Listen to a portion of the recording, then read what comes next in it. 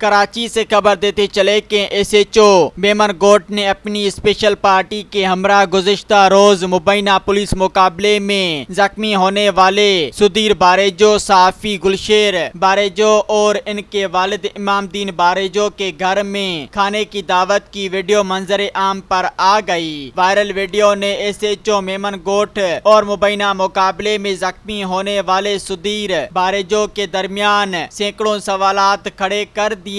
ذرائع کے مطابق Sudhir Barijo S H O Memon Goth کی اسپیشل پارٹی کا حصہ تھے اور انہوں نے S H O Memon Goth Javed Abro کو تعیناتی پر مبارکباد اور کھانے کی دعوت دی اور ایس ایچ او میمن گوٹ انکار نہ کر سکے۔ کھانے کی دعوت پر ان کے گھر پہنچ گئے۔ ویڈیو میں واضح دیکھا جا سکتا ہے کہ S H O Memon Goth Javed Abro مبینہ پولیس مقابلے میں زخمی ہونے والے سدھیر باریجو اور اس کا بھائی صحافی گلشیر باریجو اور ان کے والد امام الدین باریجو کھانا کھاتے وقت سدھیر باریجو بھی موجود ہیں۔ اب سوال یہ کھڑا ہوتا ہے کہ اگر واقعی سدھیر باریجو کرمنل تھا تو S H O inspector Javed Abro ان کے گھر پر دعوت کھانے کیوں گیا اور ان کو اپنی اسپیشل پارٹی کا حصہ کیوں بنایا؟ مبینہ مقابلہ کب، کیوں اور کیسے ہوا، یہ پولیس سوالیہ نشان ہیں۔ I G Sindh, D I G east اور ایس ایس پی ملیر کو چاہیے کہ واقعے کی صاف شفاف